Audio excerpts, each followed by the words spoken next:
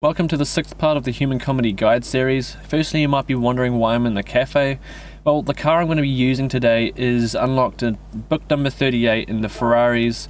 It's the 308 GTB, so only pre-1979 cars are eligible for this event, and this car fits in that category. And to be honest, you can't actually access too many pre-1979 cars just by looking through the dealerships, so this is currently the best one I could find. There's only two places you can really find old cars, and my second car of choice would probably be this Fair Lady. It was also really good. Not as good as this Ferrari was, but it's still up there. And as you can see, there's other old cars in here as well. I haven't gone and tried them all, but to be honest, this Ferrari is quite good, so I don't think I needed to try anything else. And the other thing is that cars in this menu tend to refresh, so maybe this car won't even be there in 10 days' time.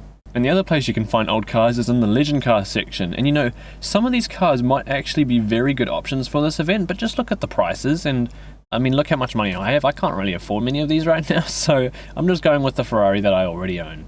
Now with this car, it's showing that I can't put a wide body kit on, but I'm almost sure that I did put one on. So just check if that is available. If not, then just forget that. Then come to the wheel upgrade section, just put some wheels on and put them on the wide option. I think that should give you a little bit more stability.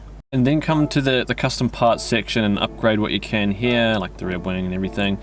This just allows you to modify the downforce levels. And now for the performance parts upgrades, just have a look at what I've purchased here and then go ahead and buy it as well. For the tires, you only need the Comfort Softs though, you don't need the other ones. The thing about this event is that the tire wear is very, very low, so the softs just last right throughout the entire race. You don't need to change tires. And for the Club Sports section, I just upgraded the engine a wee bit, reduced the weight, put the power restrictor on and the ballast. Semi-racing section, as you can see, I've upgraded a few things here. In the racing section, the same sort of thing here. And again, nothing in the extreme section. Just before I get into the tuning, the multipliers on this event are quite low. There's no multipliers on the tyre wear, so you don't have to change tyres at all in this race. You just have to make one pit stop for fuel. If you're a little too harsh on the fuel, you will have to make an extra pit stop at the end though. So I found running on fuel map number fuel is pretty much perfect. Now for the tuning setup, here is what I've got for this car, and I don't think I adjusted the transmission at all. No, I didn't. So these are the values I have for this setup, and just before we get into the race, I'll quickly show you the setup I would use for the Fair Lady if you're going to use that. Now for the 240Z setup, this is what I've got. One thing I did change though is I took out the racing intercooler just to bring it under the PP limit, so that's the only thing I took out of the car. Otherwise, this is what I have. I don't think I touched the transmission. No, I didn't. So this car isn't as quick as the Ferrari. It's about the same on fuel usage, maybe a little better, but only just. And it's a little more difficult to drive. The rear end moves around a lot more and the traction control interferes a bit when that happens. Whereas the Ferrari is just a very smooth and stable experience. Right, for starting the race off, we're going to put the fuel map right up to 4 and we're going to put the traction control up to 1. I put the brake bias a little bit towards the rear to help the car turn a little bit more with trail braking. And yeah, we're on our way. So the car is actually pretty quick, and if you notice, all of the cars in this race start together. Like in every other race ever in this game, everything starts so spread out. All the leaders will start like half the track ahead, but for one race everybody starts together, and these guys at the front are pretty quick, so it might take some time for you to catch them, but I do find in time I begin to get either faster or the AI begin to become a little bit slower, so things should get a little easier maybe. We're getting close towards the end of the lap now, and we're just going to get through this final chicane. We're already up to 4th position, so it's quite a good start. First place is only just up the road there. Just make sure you're getting through the traffic as cleanly as possible, and just be aware when the AI are behind you, because they are very dirty, and when they are behind you and you're going through the tight corners, when there's like 2 next to you, they're likely to just shove you off the racing line, so just be aware of them. And make sure to give them space wherever possible so you avoid getting shoved off the track. We're only at the start of lap 2 and we're really trailing right on the butt of P2 and P1 to be honest, and we should be able to send a bit of a dive into this hairpin. Is it gonna stick? Yes, maybe, yep. So that's P2 and we should be able to claim P1 before this lap is over. So we just took P1, we're only halfway through the second lap. And another thing I just want to mention is the AI deal again. So if you're not aware, right now the easy AI is really broken, and the easy AI will just drive stupidly fast lap times that you just can't keep up with. And even normal's a little bit messed up right now. Sometimes it's okay apparently, but then sometimes not. Hard is the most reliable mode to be on right now, so just make sure you put your AI difficulty on hard when you're doing these missions. And even when you're on hard, if for some reason like the first guy or two take off into the distance, like by miles, just restart your session a couple times, see if the AI start behaving a little bit better, because on every single attempt the AI will perform a little bit differently from the others. The most important thing to do is to make sure you learn the tracks and put your lap times together, do some good consistent laps, and that's what will get you towards the front of the field. From this point on, once we've got to P1, I would highly recommend you, if you are confident in your pace and if you're faster than the cars behind you, I would highly recommend to take your fuel map to a more lean number. So we're on 4 right now. I would never suggest going any lower than 4 in this event. So if you can, take it up to 5 or 6. If you can still hold a faster pace than the cars behind you, you're only going to benefit yourself even further. Because as it is with fuel map number 4, we should probably only just be making it, like almost down to under a lap's worth of fuel at the end of this race. And if you are struggling with fuel for any reason, a few things you can do to help just use a little less is to shift earlier. Don't use all of the rev range, and you can also lift a lot earlier before you enter turns. So I've just lifted way before the corner. You can brake a little later because you're carrying a little less speed. I broke a little late there, but you get the idea. Just lift a bit earlier, just use a little bit less gas. If you're lifting a little earlier and braking a little later, you shouldn't lose too much time. So I don't have too much to show right now. We're currently 16 seconds ahead at lap 6. I could take my fuel map up to 5 or 6, but I'm going to just keep it on 4 to show what the bare minimum is. You know that if you're at this point with this kind of lead, you can just run a leaner fuel map to save as much fuel as possible. But if you're struggling to keep the lead, then you're probably going to want to run a quicker fuel map to make sure you stay towards the front of the pack. So we're going to see what I can do by keeping it on fuel map number 4. Right, so we're in lap 10 now, and as you can see, the guy that's currently in the pits, he was in P2 or P3 just then. So he's pitted just before halfway through the race, so he's going to have to pit again towards the end of the race, so we shouldn't have to worry about him anymore. We're lap 11 now, and all the top 3, or the 3 guys that were behind me have just entered the pits. So they've entered the pits before halfway through this race as well, so that means they're also going to have to make an extra pit stop towards the end of the race, so we shouldn't have to worry about those guys either. And like I said, lap 11, our gap's now 52 seconds to the next car, so our gap's massive, and we shouldn't have to worry too much at this point. We just got to try get away with one single pit stop. Rightio, so we're going to run through a bit of a lap guide to maybe help you go a little bit faster here. Look for that curb on the left. We're going to brake as this curb starts right here, shifting down to second, a little bit of trail braking, coasting to the apex. As we get to the apex, we can begin accelerating, using all of the track out to the outside.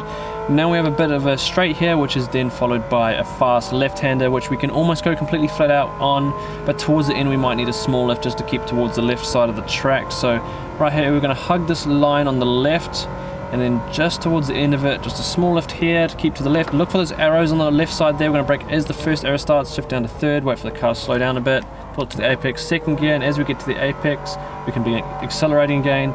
Pull the car back to the right hand side. We can take this corner flat. You have to turn quite late though, and if you can't get it flat you might have to have a small lift. I actually did a small lift unnecessarily. I could have taken that flat. Just if you think you're going a bit wide, just have a lift and you shouldn't have too many issues there. Look for this curb on the left. We're going to brake as this curb starts, down to second gear, a little trail braking to the apex, accelerating as we come through the apex, and now using all the track again. This corner right here is a flat out right hander. Now look for the arrows on the right, just on the other side of the fence there. We're going to brake as at the first arrow, keep it in third gear, a little bit of trail braking, bring it towards the apex, and begin to get on throttle again just at the apex or just before. I actually went a little bit wide there, kind of messed that up. Here we're going to turn after the 50 and then lift as we turn in. We're going to have quite a late apex here. We're going to accelerate towards the end of this curb here, taking the inside, and then we're going to straight line over this curb down here. And then we've got a bit of a hairpin coming up, so at the apex of this little left kink here we're going to brake, and just be careful at the hairpin, you have to go extra slow. So braking just here at the middle of this kink, down to second gear, just slow the car right down. It's very reluctant to turn, there's not too much grip.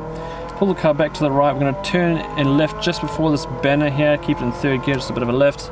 And turning as we get to the apex, or just before we get to accelerate again. Now keep the car towards the right here, just following this line. We're going to go straight down the hill. There's a curb on the left down here, you want to brake just a little bit before that, so just down here we can see it right there. Just braking a little bit before it, down to second gear, tuck the car into the apex here, bring the car a little bit to the right, brake around halfway through this little straight, and You can accelerate here, and I have to pit this lap, so that was a lap of this track, and now we're going into the pits to refuel the car. So we're not going to change tyres. As you can see, there's 30 minutes and 20 seconds remaining, so we're just going to let the tank full all the way up. And at this point, if you're pitted at the 30-minute mark, you should be fine. As long as you have a full tank below 30 minutes to go, you should make it to the end on fuel map number 4. So here we go, 30-minute mark, and we're going to have a fuel tank. We should make it to the end. It will be close, but we have made it past the 30-minute mark. We're on target. And so from here, the other cars should be entering the pits as well, and anyone who pits from now on should only be having a 1 stop, so they shouldn't have to pit again in the race, and those are the ones you have to look out for. So if you come out the pits and there's still more than 30 minutes to go, you're not quite on target for a 1-stop race, so you will have to have another pit stop towards the end of the race. Just make sure that when that does happen, when you get towards the end of the race, you work out how many laps there are remaining, just an estimate, add that many laps of fuel plus another one just to be safe. I'll mention it again though, because since I have such a long lead, I don't need to be running on fuel map 4 at this point. I could be running on fuel map 6 and be comfortably fine on pace. So if you do have such a lead, just make sure you're running a leaner fuel map. Don't risk running out of fuel too early. Alright, so we're on to what is going to have to be my last lap here. So things are going to be a little interesting. So right now, I have a really massive gap to P2. I think it's close to 2 minutes or something. So I've got a massive gap to P2. I've got only 1 lap of fuel remaining, so I can't make an extra lap out of the fuel after this lap. So, and we still have we have 2 minutes and 20 seconds remaining, which is basically 1 lap, and we're going to have basically, if I just push it and go to the line now, there's going to be an extra lap. So when we get to the end of the lap, I'm going to have to slow right down, wait for the timer to count down, and then cross the line, just so we don't have to go for an extra lap and run out of fuel. So you can see right now on the top left, I have a 2-minute and 16-second gap to second position. So the gap's massive, which is good. If you're at this kind of stage with such a big gap, you have nothing to worry about. However, if you're less than about 30 seconds in front of the next car, then hopefully you would have managed your fuel well enough, because you won't be able to afford to wait so long. Okay, so we're coming towards the final chicane now. We still have 50 seconds remaining, so I obviously don't have another lap's worth of fuel remaining. I could play super cautious and just coast through every single corner to make another lap, but since my gap is so big, all I'm going to do right here is just park it and wait for the timer to run out. I only have to wait for 30 seconds. Yeah, like I said, I could turn the fuel map all the way up to 6 and coast slowly around every corner to make an extra lap. I still have 0.7 of a lap. I could probably quite easily complete another lap if I really tried to, but we're just going to wait it out. The gap's big enough, wait for the timer to run out, and we'll cross the line. This kind of situation is exactly why I recommend for you to use the leanest fuel map possible if you have a gap on all the cars behind you. Right, so the time's just run out, 0 seconds remaining, final lap. Now we can go and cross the line and take the win. Now at that point our gap would have still probably been something like 1 minute and 40 to second place, so nothing really to worry about there. But if your gap is small, just be cautious and run the leaner fuel maps where you can. Run no lower than fuel map number 4 with this car. So at the end of all that, I still finished 2 minutes and 17 seconds ahead of the next driver, which makes me think that maybe they entered the pits on that final lap. It's a bit strange, but yeah, we won the race, and by quite a big margin, so hopefully this guy would have helped you out.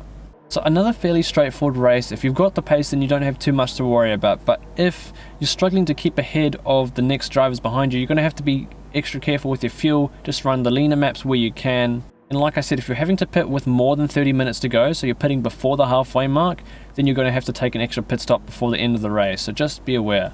Honestly, even with a pit stop, you wouldn't lose out too much, because you're only going to cost yourself about 20 seconds with a pit stop, because you're not taking tyres, you're just taking fuel, and it fills up pretty quickly. Make sure to check out simrace247.com for your latest sim racing news and updates, and thank you all for watching. I'll catch you in the 7th part to the Human Comedy series.